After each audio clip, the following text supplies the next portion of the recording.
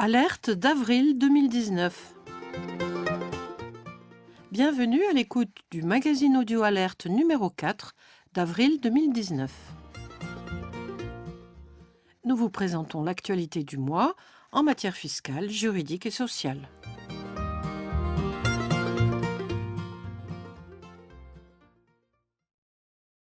Passons d'abord en revue l'actualité fiscale. Prime Gilets jaunes. En application de la loi portant mesures d'urgence économique et sociale, dite loi Gilets jaunes, les entreprises peuvent verser à leurs salariés une prime défiscalisée et exonérée de charges sociales, pouvant aller jusqu'à 1 000 € maximum, sous réserve du respect de certaines conditions. Dans le cas où la situation financière de certaines entreprises ne permet pas d'en supporter le coût, celles-ci peuvent être amenées à refacturer le montant correspondant à leur société mère. Afin d'assurer le succès maximal du dispositif, l'administration admet à titre exceptionnel que la charge supportée par la société mère d'un groupe correspondant à la facturation par les membres de ce groupe de la prime versée à leurs salariés est déductible de ses résultats. Comptabilisation erronée d'une dépréciation. Une provision fiscale devenue sans objet ne peut pas remplacer une autre provision relative à un nouveau risque. La première doit être reprise et la seconde dotée. Le fait d'invoquer une erreur comptable, dépréciation au lieu de provision, est sans effet sur son caractère non déductible. Rappelons que, d'un point de vue comptable, les dépréciations sont rapportées aux résultats quand les raisons qui les ont motivées ont cessé d'exister. Ainsi, une dépréciation doit être reprise lorsque l'indice de perte de valeur disparaît et elle ne peut pas rester comptabilisée en lieu et place d'un risque identifié par ailleurs. Comptabiliser une dépréciation à la place d'une provision constitue donc une erreur comptable de présentation à indiquer en annexe est susceptible d'entraîner une réserve ou un refus de certifier pour le commissaire aux comptes. Lorsque l'objet d'une provision pour dépréciation ou pour risque change, elle doit être rapportée au résultat. En revanche, lorsqu'une provision conserve son objet, mais que les motifs qui la justifient évoluent, il appartient à l'entreprise de prendre en compte ces nouvelles motivations pour ajuster son montant, mais elle n'a pas à opérer une réintégration suivie d'une nouvelle dotation. Notez que la correction de l'erreur comptable ne rend pas la provision déductible sur l'exercice d'origine. En pratique, une entreprise se rendant compte d'une erreur de qualification d'une provision doit corriger comptablement son erreur au titre de l'exercice où elle est révélée, établir une déclaration rectificative et reconstituer comptablement et fiscalement sa provision au titre de l'exercice de correction de l'erreur.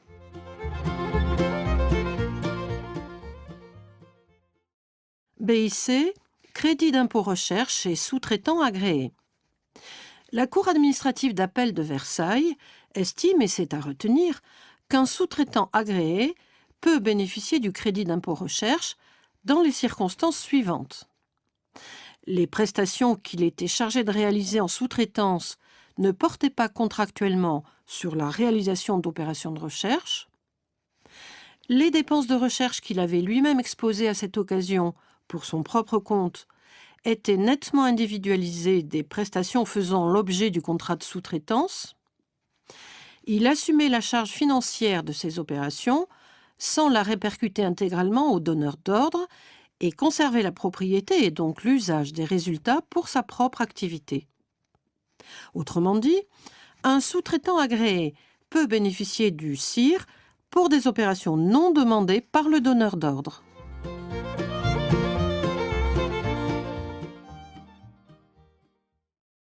Créance de crédit d'impôt recherche. Une PME peut, vous le savez, demander le remboursement immédiat d'une créance de crédit d'impôt recherche dès le premier exercice suivant sa sortie d'un groupe économique. Quelques précisions à ce sujet. Une société perd la qualité de PME dès la date de son acquisition par un plus grand groupe. En sens inverse, elle recouvre immédiatement la qualité de PME après sa sortie d'un groupe économique si elle respecte les seuils applicables à la date de clôture du premier exercice, clos en tant que société indépendante. Une illustration, lorsqu'une société qui n'avait pas la qualité de PME est sortie d'un groupe économique au 1er janvier 2018 et respecte les seuils définissant la PME au 31 décembre 2018, date de clôture de son exercice, elle peut solliciter au cours de l'année 2019 le remboursement immédiat de sa créance de crédit d'impôt recherche au titre de l'année 2018. Oui, et remarquez que cette solution est également transposable aux autres crédits d'impôt dont le remboursement immédiat des créances correspondantes est ouvert aux PME au sens du droit de l'Union européenne. Par exemple, le CICE et le crédit d'impôt pour certains investissements réalisés et exploités en Corse.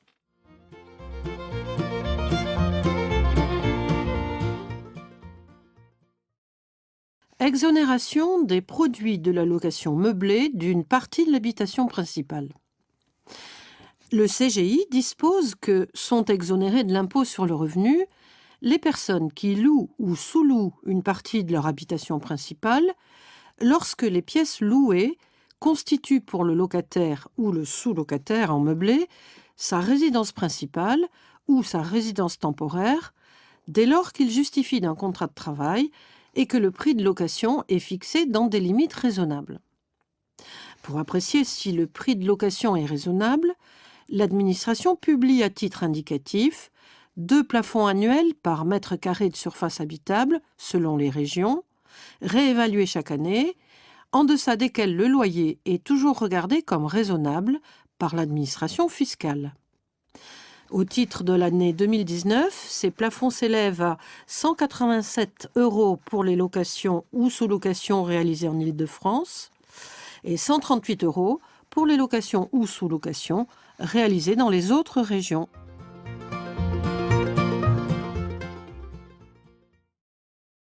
Revenu mobilier, notion de maître de l'affaire. L'administration a souvent recours à la notion de maître de l'affaire afin d'identifier le bénéficiaire de revenus réputé distribué. En fait, le maître de l'affaire s'entend de la personne qui exerce la responsabilité effective de l'ensemble de la gestion administrative, commerciale et financière d'une société et dispose sans contrôle de ses fonds. Cela étant, l'identification du maître de l'affaire suppose au préalable qu'il y ait bien distribution de revenus, comme le rappelle le Conseil d'État dans une décision récente.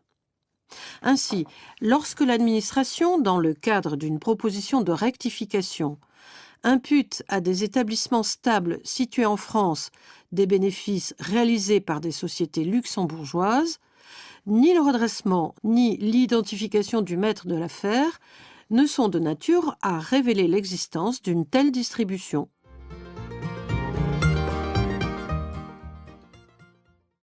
TVA, immixtion d'une holding dans la gestion de ses filiales.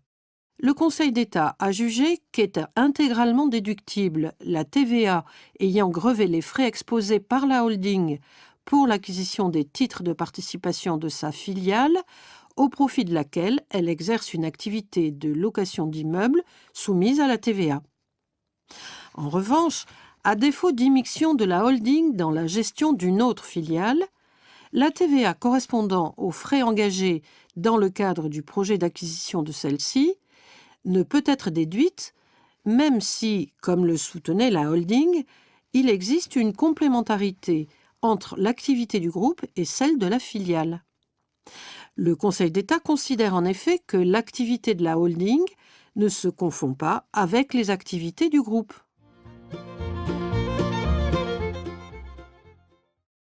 Justification de la TVA déductible. Selon la jurisprudence constante de la CJUE, le principe de neutralité de la TVA exige que la déduction de la TVA d'amont soit accordée si les exigences de fond sont satisfaites, même si certaines exigences formelles ont été omises par l'assujetti, sauf si la violation de telles exigences formelles a pour effet d'empêcher d'apporter la preuve certaine que les exigences de fonds sont satisfaites ou s'il est établi, au vu d'éléments objectifs, que le droit à déduction est invoqué frauduleusement ou abusivement. Du coup, pour la CJUE, la désignation erronée des biens sur la facture ne justifie pas à elle seule le rejet du droit à déduction de la TVA. Crédit de TVA. La société qui renonce devant le tribunal administratif à demander le remboursement de son crédit de TVA qu'elle impute sur une TVA collectée ne peut prétendre à des intérêts moratoires pour la période courant de la réclamation à l'imputation.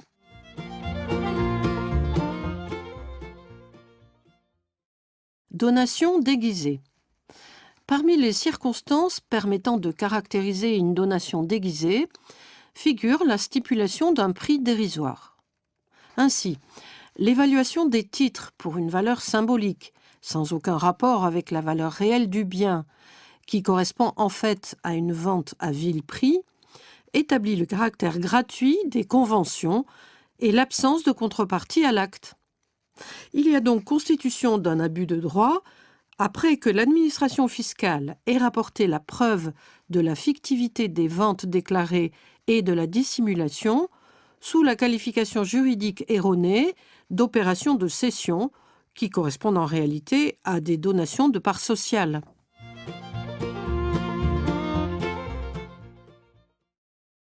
Charge de la preuve de l'anormalité d'une cession à prix minoré d'un actif immobilisé. L'administration n'a pas à se prononcer sur l'opportunité des choix de gestion opérés par une entreprise. Mais lorsqu'elle soutient que la cession d'un élément d'actif immobilisé a été réalisée à un prix significativement inférieur à la valeur vénale qu'elle a retenue et que le contribuable n'apporte aucun élément de nature à remettre en cause cette évaluation, elle doit être regardée comme apportant la preuve du caractère anormal de l'acte de cession. À moins que le contribuable justifie que l'appauvrissement qui en est résulté a été décidé dans l'intérêt de l'entreprise, soit que celle-ci se soit trouvée dans la nécessité de procéder à la cession à un tel prix, soit qu'elle en ait tiré une contrepartie. Ainsi, et c'est à retenir, l'intérêt de l'entreprise à céder un actif immobilisé à un prix significativement inférieur à sa valeur vénale peut, indépendamment de l'existence d'une contrepartie, être reconnu lorsque cette entreprise apporte des éléments établissant qu'elle était en réalité contrainte de procéder à cette cession à un tel prix, afin notamment de trouver des ressources permettant d'éviter sa disparition pure et simple. Par contre, constitue un acte anormal de gestion l'acte par lequel une entreprise décide de s'appauvrir à des fins étrangères à son intérêt.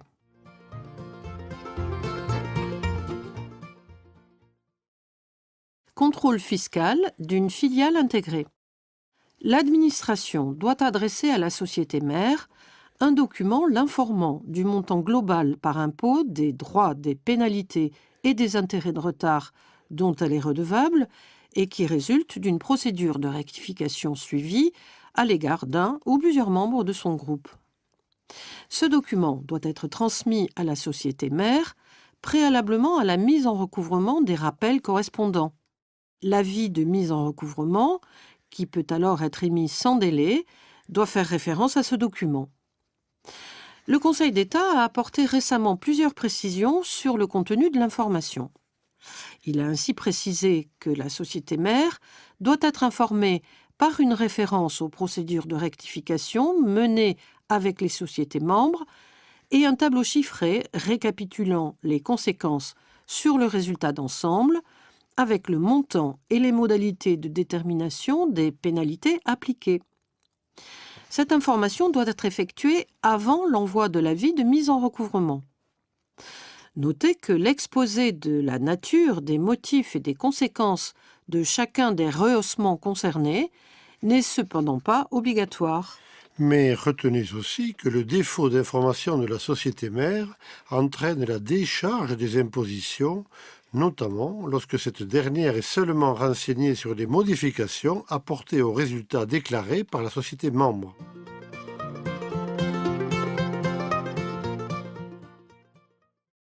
Vérification de comptabilité. Une société qui avait son siège réel en France, où elle déployait la quasi-totalité de son activité, aurait dû y faire l'objet d'une immatriculation au registre du commerce et des sociétés. La circonstance qu'elle ait été inscrite sur un registre similaire au Portugal ne la dispensait pas de cette obligation. Par conséquent, à défaut de publication en France de sa dissolution au registre du commerce et des sociétés, l'acte de dissolution publié au Portugal était inopposable à l'administration fiscale. Celle-ci a donc pu adresser un avis de vérification et procéder aux opérations de contrôle en retenant son gérant comme représentant légal de la société.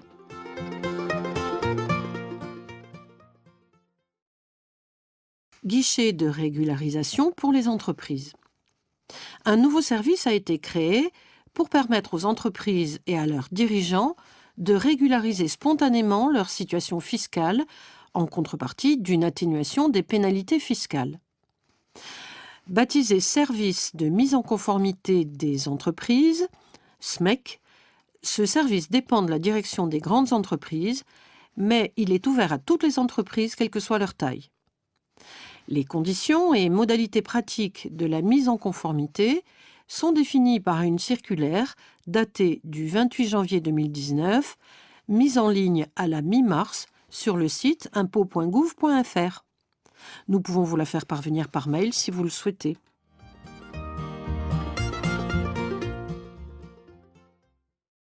Actualité juridique du mois. Un associé unique de URL ne peut pas en être salarié. La Cour de cassation vient de juger que n'a pas la qualité de salarié l'associé unique d'une SARL, ancien gérant, qui dispose du pouvoir de révoquer le gérant qui lui a succédé, ce qui exclut toute dépendance et tout lien de subordination à l'égard de la société. Par suite, la Cour suprême a rejeté ces demandes de paiement de salaire et indemnités fondées sur un contrat de travail de directeur administratif et financier conclu avec la société plusieurs années auparavant. Oui, et à notre avis, cette solution est également transposable dans la société par action simplifiée unipersonnelle, lorsque les statuts de la SASU prévoient que le dirigeant est nommé et révoqué par l'associé unique. Toutefois, attention, dans la SAS, la nomination et la révocation des dirigeants ne font pas partie des décisions obligatoirement prises par décision des associés, et les statuts peuvent donc librement fixer d'autres modalités. Ils peuvent notamment prévoir que ces pouvoirs appartiennent à un tiers. Dans ce cas, le lien de subordination de l'associé unique à l'égard du président ne pourrait pas être exclu par principe.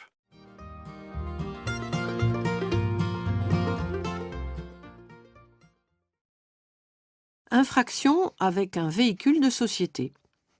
Lorsqu'une infraction au code de la route, constatée par un radar automatique, a été commise avec un véhicule immatriculé au nom d'une société, le représentant légal doit déclarer aux autorités compétentes l'identité, l'adresse et la référence du permis de conduire du conducteur dans un délai de 45 jours à compter de l'envoi de l'avis de contravention.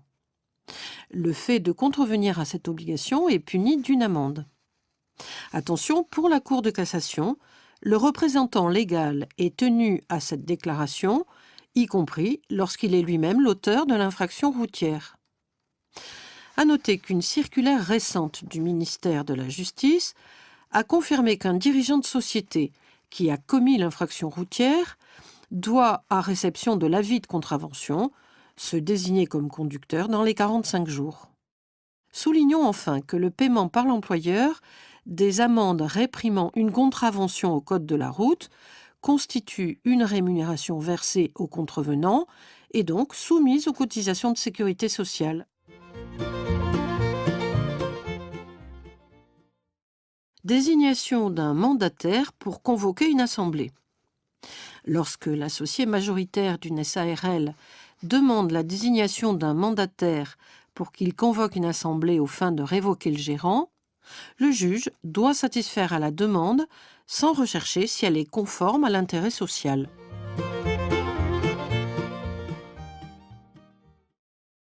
L'associé qui se retire d'une société doit libérer ses apports.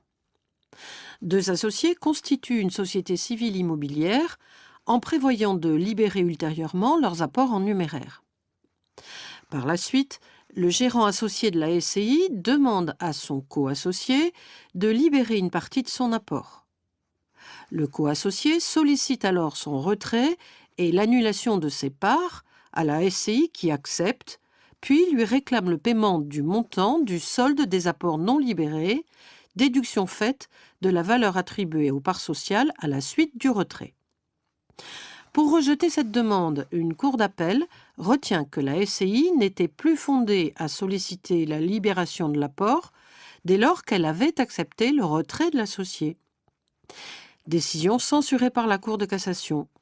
Le capital social non libéré est une créance de la société contre son associé qui ne s'éteint pas lorsque celui-ci s'en retire. C'est à retenir.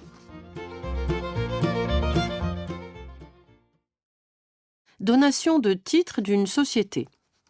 Un père fait donation de la nue propriété de la majorité des actions de la société holding qu'il a fondée à son fils. Par la suite, le fils est définitivement condamné pour abus de biens sociaux et abus de confiance au préjudice de la société holding et d'une autre société également créée par son père. Celui-ci demande alors la révocation de la donation pour cause d'ingratitude, s'appuyant sur le principe selon lequel les donations sont révocables pour cause d'ingratitude si le donataire s'est rendu coupable envers le donateur de sévices, délits ou injures graves. Pour faire droit à cette demande, une cour d'appel retient qu'en commettant ces délits, le fils avait manqué de reconnaissance à l'égard de son père et concrétisé l'intention de concurrencer l'activité des sociétés créées par celui-ci. Censure de la Cour de cassation. La révocation d'un acte de donation pour ingratitude ne peut être prononcée que pour des faits commis à l'encontre du donateur. Tel n'était pas le cas des délits commis par le fils, non pas envers son père, mais au préjudice des sociétés fondées par lui.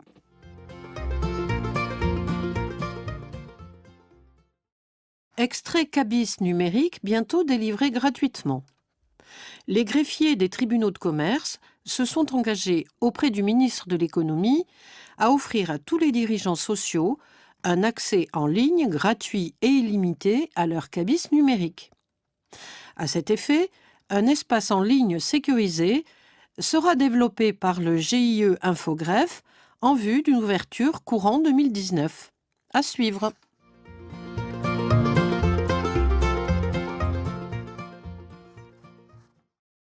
Fusion à l'envers.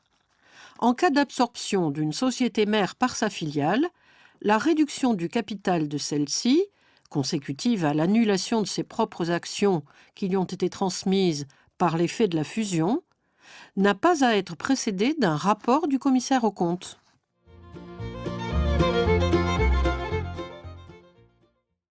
SAS, incorporation des réserves.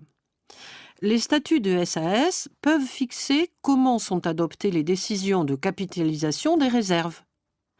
Ils peuvent donc librement fixer les règles de quorum et de majorité applicables en cas d'augmentation du capital par incorporation de réserves. Insuffisance d'actifs résultant de la crise économique. Une confirmation de jurisprudence. Le dirigeant d'une société en liquidation judiciaire ne peut pas être condamné en comblement de passifs dès lors que les difficultés de la société résultent uniquement de la conjoncture économique et non de sa gestion s'il a pris des mesures de restructuration appropriées. Ce principe a été appliqué dans un cas où la diminution brutale de la demande de la clientèle en raison de la crise économique apparue fin 2008 et la concurrence accrue qui en était résultée avait conduit la société à réduire ses prix, entraînant une baisse significative du chiffre d'affaires et de l'excédent brut d'exploitation.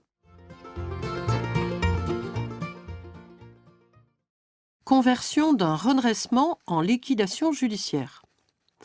Qu'elle soit ouverte directement ou qu'elle résulte de la conversion d'une sauvegarde ou d'un redressement judiciaire, la liquidation judiciaire suppose que le redressement de l'entreprise concernée soit manifestement impossible. Voici une illustration d'un redressement judiciaire converti en liquidation judiciaire. L'intéressé n'avait pas donné d'informations suffisantes sur les clients potentiellement démarchés et sur le contenu de leurs commandes éventuelles. Son projet de plan de redressement reposait pour partie sur la vente d'immeubles dont il n'était pas le seul propriétaire. En raison des liens l'unissant aux acquéreurs pressentis, la vente supposait l'obtention d'une dérogation du ministère public et l'autorisation du juge commissaire. Enfin, son estimation du passif à apurer était inférieure au passif réel. Pour les juges, dans cette situation, le redressement de l'activité était manifestement impossible, d'où la liquidation judiciaire.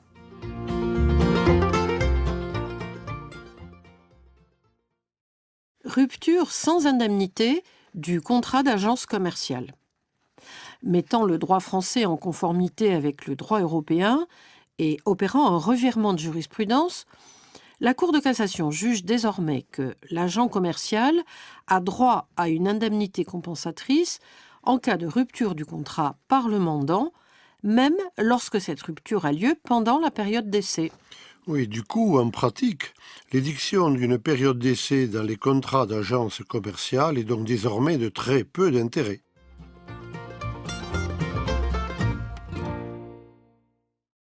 Nullité d'une vente conclue à titre de garantie. Une personne physique consent à une société un prêt de 900 000 euros, remboursable en une seule échéance 6 mois plus tard. Le prêt est garanti par une hypothèque de second rang sur une parcelle de terre appartenant à l'emprunteur, étant précisé que le Trésor public bénéficie d'une hypothèque antérieure de premier rang sur ce bien immobilier. Le même jour, l'emprunteur et le prêteur signent une promesse synallagmatique de vente portant sur cette parcelle au prix de 900 000 euros, une clause prévoyant que la promesse sera nulle et non avenue si l'emprunteur rembourse le prêt à son échéance et paie également une certaine somme à titre d'indemnité libératoire. Le prêt n'est pas remboursé et le prêteur poursuit alors la société pour voir juger parfaite la vente de la parcelle. Sa demande est rejetée et la promesse de vente est déclarée nulle. En effet, le prêt et la promesse étaient liés et concouraient à une même opération, permettant au prêteur de s'assurer d'une sûreté efficace destinée à contourner les règles de la saisie immobilière. Et notez que la seule existence dans la promesse de vente de conditions suspensives de droit commun était inopérante pour combattre cette analyse.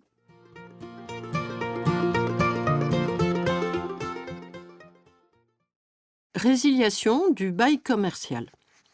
Un restaurateur donne en location-gérance le fonds de commerce qu'il exploite dans un local loué en vertu d'un bail commercial.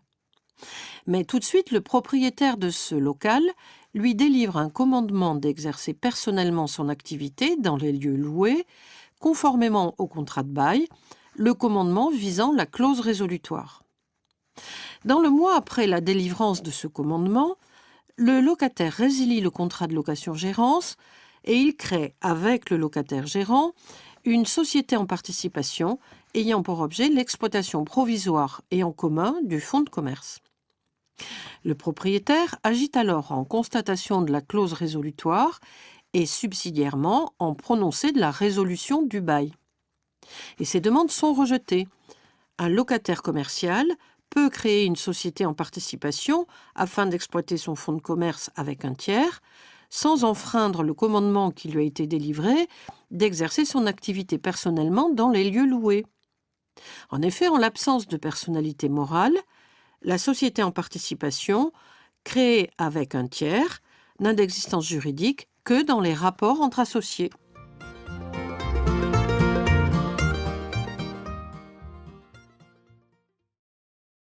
Préjudice en cas de rupture brutale de relations commerciales établies.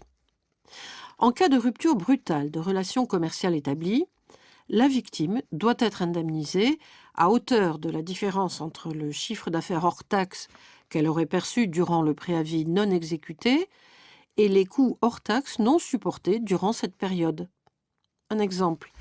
Un fabricant rompt avec un préavis de 5 mois au lieu d'1 an la relation commerciale qui le liait à un commissionnaire.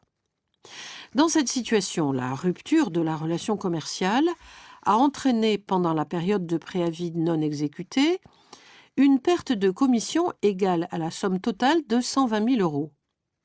Pendant cette même période, le commissionnaire a réalisé des économies de frais fixes, en particulier de personnel et de loyer, d'un montant total de 70 000 euros. Pour les juges, le préjudice réellement subi par le commissionnaire s'élève donc à la somme de 50 000 euros.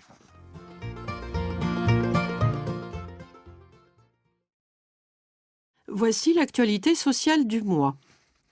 Bon d'achat. Un fort aléa judiciaire pèse sur l'exonération de cotisations sociales admise par l'administration pour les bons d'achat de faible valeur, 169 euros en 2019, accordés pour des événements particuliers à des salariés par l'employeur ou l'institution représentative du personnel. Cette tolérance administrative est notamment prévue par une lettre circulaire de l'ACOSS du 3 décembre 1996 qui n'a pas été publiée. Comme les circulaires administratives non publiées sont dépourvues de toute portée normative, la Cour de cassation a confirmé récemment une solution déjà rendue il y a 2 ans, selon laquelle les bons d'achat octroyés par l'employeur doivent être assujettis aux cotisations de sécurité sociale.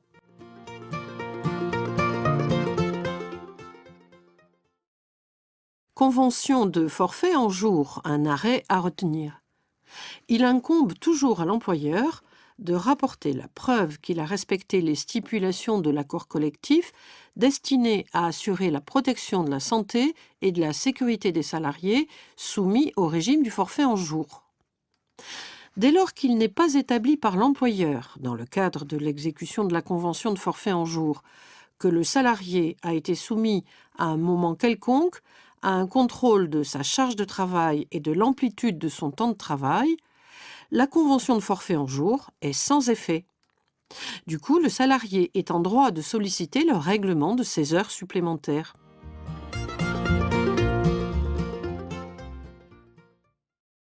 Déplacement entre différents lieux de travail. Les frais de transport domicile-travail exposés par le salarié qui utilise son véhicule personnel peuvent être pris en charge par l'employeur, mais c'est facultatif.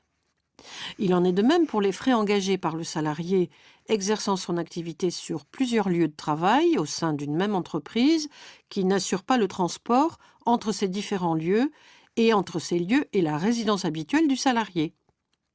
Par contre, la prise en charge par l'employeur des frais professionnels exposés par ses salariés pour les besoins de son activité professionnelle et dans l'intérêt de l'employeur constitue une obligation.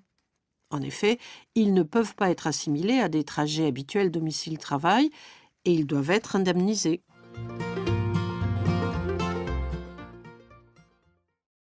Qualification de la faute lourde du salarié.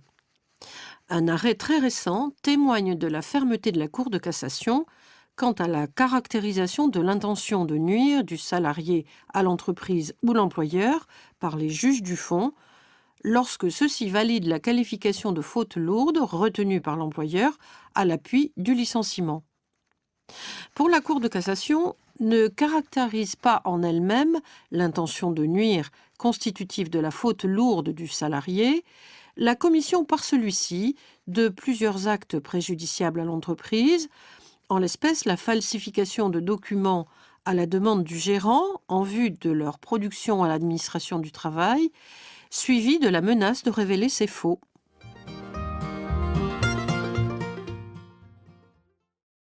Notification du licenciement à un arrêt important. L'employeur qui envisage de licencier un salarié doit le convoquer avant toute décision à un entretien préalable et s'il décide de le licencier, il doit lui notifier la rupture par lettre recommandée avec demande d'avis de réception, cette lettre devant comporter l'énoncé du ou des motifs invoqués. À défaut, le licenciement est dépourvu de cause réelle et sérieuse. Et il en est de même, a fortiori, en cas de licenciement verbal. Voici une illustration. Licenciée pour insuffisance professionnelle, une salariée avait saisi la juridiction prud'homale afin de contester le bien-fondé de son licenciement. À l'appui de sa demande, elle faisait notamment valoir que son employeur lui avait annoncé dès le début de l'entretien préalable qu'il avait pris la décision de la licencier et qu'il ne reviendrait pas dessus. Pour rejeter sa demande, les juges d'appel ont retenu que, pour regrettable que soient ses propos, la décision de licenciement prise avant la tenue de l'entretien préalable et annoncée en préambule n'avait pas pour effet de priver le licenciement de cause réelle et sérieuse et ne constituait qu'une irrégularité de procédure. La Cour de cassation a censuré cette décision des juges du fond.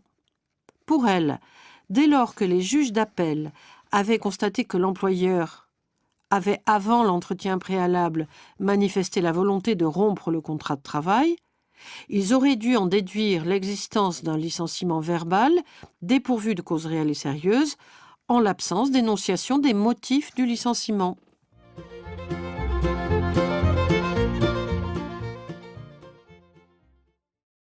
Licenciement, distinction entre motifs disciplinaires et autres motifs personnels. Repose sur un motif disciplinaire et non sur une insuffisance professionnelle, le licenciement motivé par les refus quasi systématiques du salarié de se soumettre aux directives de son responsable hiérarchique, de lui serrer la main et convoqué dans son bureau de s'y asseoir, avec en plus une critique de la politique managériale et l'opposition parfois virulente à son responsable. Licenciement abusif et barème d'indemnité.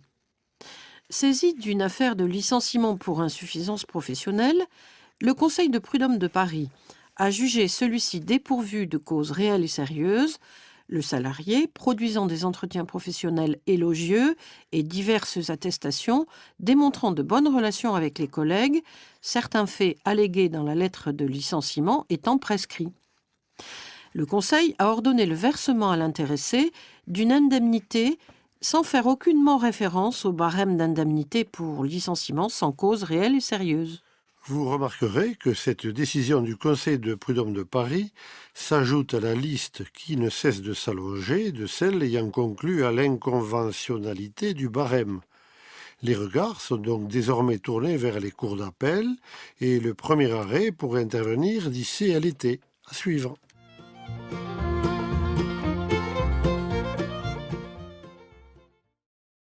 Transaction rédigée en termes généraux. Un salarié signe avec son employeur une transaction à la suite de son licenciement pour motif économique. Il est prévu d'une part que la transaction règle irrévocablement tout litige lié à l'exécution et à la rupture du contrat de travail, en dehors de l'application des autres mesures du dispositif d'accompagnement social prévu dans le plan de sauvegarde de l'emploi, et que d'autre part, les parties déclarent renoncer à intenter ou poursuivre toute instance ou action de quelque nature que ce soit, dont la cause ou l'origine a trait au contrat de travail. Pour la Chambre sociale de la Cour de cassation, cette transaction fait bien obstacle aux demandes du salarié relatives aux obligations de reclassement et de réembauche, ainsi qu'aux obligations découlant du plan de sauvegarde, dans la mesure où elle est rédigée en termes généraux. En effet, elle vise tout litige lié à l'exécution et à la rupture du contrat de travail et toute instance ou action de quelque nature que ce soit, dont la cause ou l'origine a trait au contrat de travail. Une telle formulation interdit donc toute demande d'indemnisation ultérieure, y compris pour les obligations ayant vocation à s'appliquer postérieurement à la rupture du contrat de travail, comme en l'espèce l'obligation de réembauche. En revanche, la Chambre sociale a jugé que la demande de l'employeur est recevable au titre du remboursement d'une partie de l'aide à la création d'entreprise, la transaction excluant les autres mesures d'accompagnement social de son champ d'application.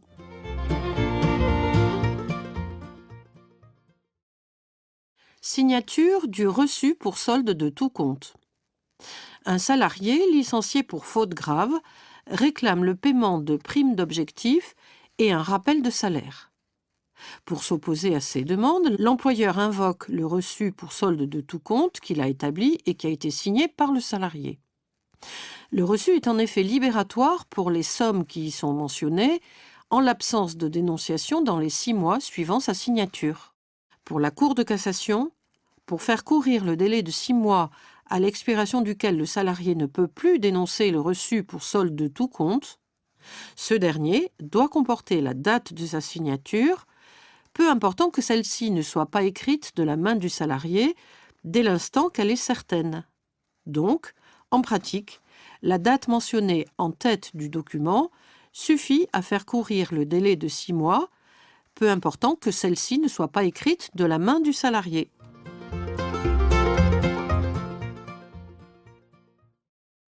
Lettre d'observation aux cotisants contrôlés. Attention, est seule susceptible de faire l'objet d'un recours contentieux la mise en demeure notifiée par l'URSSAF à l'issue des opérations de contrôle et de redressement, laquelle constitue la décision de recouvrement. La réponse de l'URSSAF aux cotisants contrôlés n'est donc pas contestable en justice. Est donc irrecevable le recours d'une société qui ne conteste pas la mise en demeure qui lui a été régulièrement notifiée, mais qui rejette ses observations dans le cadre de la procédure contradictoire de contrôle et de redressement. Contrôle URSSAF par échantillonnage et extrapolation. Afin d'éviter la lourdeur du contrôle URSSAF, les agents de contrôle peuvent limiter les vérifications à un échantillon de la population concernée et en extrapoler ensuite les résultats à l'ensemble de celle-ci. L'utilisation de cette technique est strictement encadrée. Elle suppose notamment qu'elle soit préalablement proposée à l'employeur, ce dernier pouvant s'y opposer. La Cour de cassation estime que les agents de contrôle ne peuvent entamer aucune démarche liée à la mise en œuvre des techniques de vérification par échantillonnage et extrapolation pendant le délai de 15 jours dont dispose l'employeur pour s'opposer à l'utilisation de ces méthodes. À défaut, les juges prononceront la nullité de la procédure de contrôle et du redressement correspondant.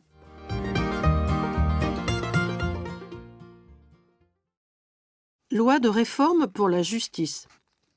Quelques mesures de la loi de réforme de la justice, publiée en mars dernier, affectent les règles de contentieux en matière sociale. À compter du 1er janvier 2020, le tribunal d'instance est fusionné avec le tribunal de grande instance pour former le tribunal judiciaire. Le tribunal judiciaire peut comprendre, en dehors de son siège, des chambres de proximité dénommées tribunaux de proximité. En matière sociale, sont impactés notamment le contentieux des élections professionnelles, certains litiges en matière de négociation collective et la contestation d'un représentant syndical au CSE. Le contentieux des saisies des rémunérations est quant à lui transféré au juge de l'exécution, à savoir le président du tribunal judiciaire. La réforme du contentieux de la sécurité sociale est achevée. La loi met fin à la distinction entre contentieux général et contentieux technique de la sécurité sociale. Celle-ci est en effet devenue obsolète depuis le transfert au 1er janvier 2019 de l'ensemble du contentieux de la sécurité sociale au TGI, sauf celui de la tarification des accidents du travail. Ces nouvelles dispositions seront applicables aux recours préalables et aux recours juridictionnels introduits au plus tard le 1er janvier 2020. Enfin, la loi favorise la résolution amiable des litiges. Notamment, le juge peut enjoindre aux parties de rencontrer un médiateur s'il estime qu'une résolution amiable du litige est possible à toute étape de la procédure, y compris en référé.